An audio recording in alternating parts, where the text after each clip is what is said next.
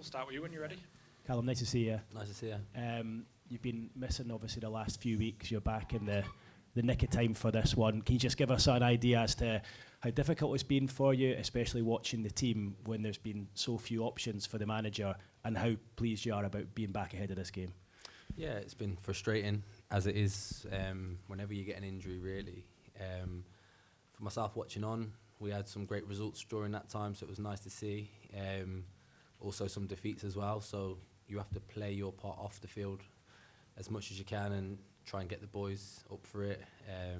Keep good energy around the place, be positive, whilst also focusing and working on your own rehab. And delighted to be back. You work hard, especially to come back for big games like we've got coming up. And Tottenham was one of those on the weekend, and we've got a big one in Milan. I think I know the answer to this, but are you ready to start tomorrow? Of course, born ready. I think you work so hard during your rehab that you can get back and tolerate any load and demand that's put on you. And I feel I'm in a very good place right now. The manager was just speaking a moment ago, and he's urged the supporters to make it a magical night at St James's Park. Does it have the feeling of that? Will the supporters play a big part for you guys tomorrow night, do you think? Yeah, they always do. I think the Paris game, I sat up in the stand watching it, unfortunately, but the atmosphere I got to take in and absorb, and we scored the first goal, and I think that's what helped elevate our performance again and get more. And it definitely played a part in that night, and I'm sure with a big game in Milan, they'll play their part again as well. Go to Lee and then Damien, please. Hi, Callum. Is this probably the biggest game of your career? Because I know you've obviously came right through the divisions. Is this probably the top of the list? Milan at home? Yeah, I guess it's up there, in terms of club football, definitely. Playing Champions League is what you always dream about as a kid, and then having the opportunity, if things go the way that we want them to go on the night, to qualify, would definitely be up there as one of the best in my career. And we always talk to you about getting further up the goal scorer chart. Have you got a new target in your head now, because you've obviously gone past some big names since the last time I spoke to you? Yeah, I mean, for me as a striker, every time you step on the field, you want to score a goal. And then whilst I'm at the club, there's the second place to try and achieve.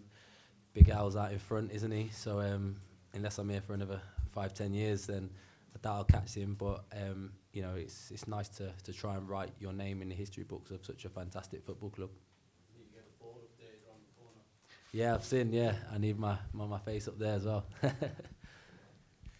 Callum, the fact that you've missed games in this campaign, does that make you even hungrier to have an impact now that you're available?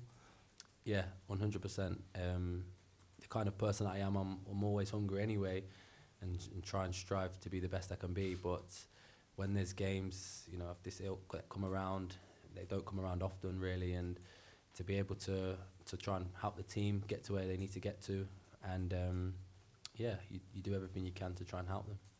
And as a team tomorrow night, is it a case of having no regrets once the final whistle sounds, whatever happens? Yeah, just leave everything on the football field. That's all we can do. All we can do is beat the team that's in front of us. So that's what we'll be trying to do, and hopefully, things go right elsewhere. Okay, we'll go Martin and then Craig, please.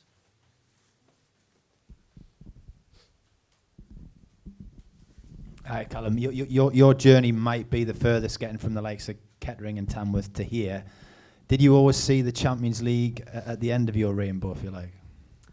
Yeah, it was the one thing that personally I thought might have passed me by. I joined Newcastle and knew that they had the potential to be a huge football club.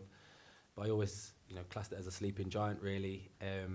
We was in relegation battles and things like that. And once the takeover happened, we've added quality to the squad, and we've got ourselves into this kind of position. And I've been able to achieve that dream, along with a lot of other players that might not have had that same opportunity as well. So can you describe what it's like when you come out and the music's playing, and how far it is from the likes of, no disrespect, Coventry and Tamworth? Yeah, Dortmund away was my first start, and a lot of the lads had actually started other games previously. So for me, walking across the pitch and then standing there hearing the music playing, it was a special moment inside. You look up and you could have looked back times throughout my career where you've had double ACL injuries and might have thought that this might never happen. So you try and grasp the opportunity with both hands, and unfortunately things didn't go our way on that night, but we've got another opportunity.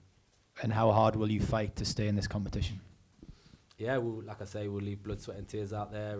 It's what we do every time we step over the white line, and for us as a football club, it's about having no regrets, and we have an opportunity, like I say, in front of us that all we can do is focus on Milan. Callum, the fact you sat there now in front of us, is that a clue? Are you starting tomorrow night? Your guess is as good as mine, buddy. I don't know. I got asked to do it yesterday. And yeah, we've not been for any team shape and stuff like that, so I wouldn't be able to tell you that. Are you hoping to go home and though? Aye, well, I've worked hard to get fit.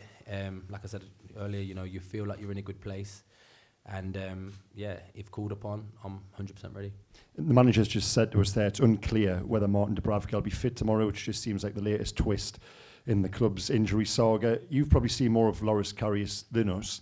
Mm-hmm. Is he ready? If he's got to come in, he's probably got more Champions League performances and pedigree than most, I suppose.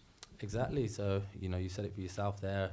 All our goalkeepers, really, even Mark Gillespie, people that you don't get to see as much of. They're all top keepers. They all give you a run for the money in training when you're doing your finishing practice and stuff like that. So whoever is in between the sticks, I'm sure that they'll be more than capable. We've got Scott and then Kieran. Callum, Eddie was saying before that if there has been a frustration about the Champions League kind of journey, it's that there's been so many changes and there's been so many obviously injuries and everything that the team hasn't really been able to grow in the tournament because it's been a different side every game and there's not really been that progression.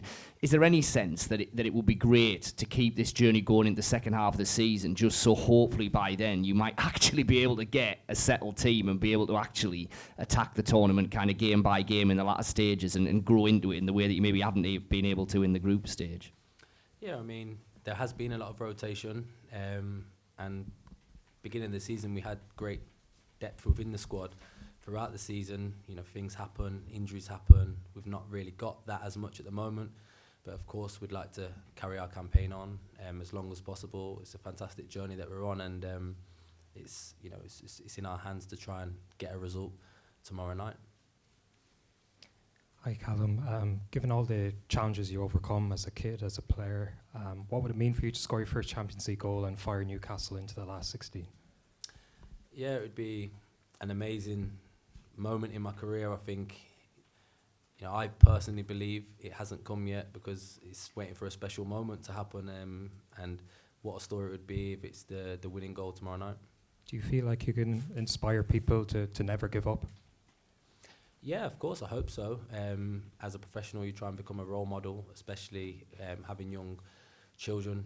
My son looks up to me as well, so I think as a player, you try and give everything you can, and hope that people watching on see the journey that I've been on, and throughout that, there's so many twists and turns that's happened. So yeah, the moral is never give up, really. Go to Oscar down the front, please. Callum, your interview after the Tottenham game caused a bit of a stir with your comments about Pickford and the Tottenham goalkeeper. Do you stick by them, and I assume you won't be mocking AC Milan players if you seal qualification tomorrow night? No, I mean, I got asked a few questions. I didn't intend to offend anybody or mock anybody. I just spoke about the situation, handbags and frustration as you do on the pitch, and like I said straight afterwards, we're grown men and it's forgotten about.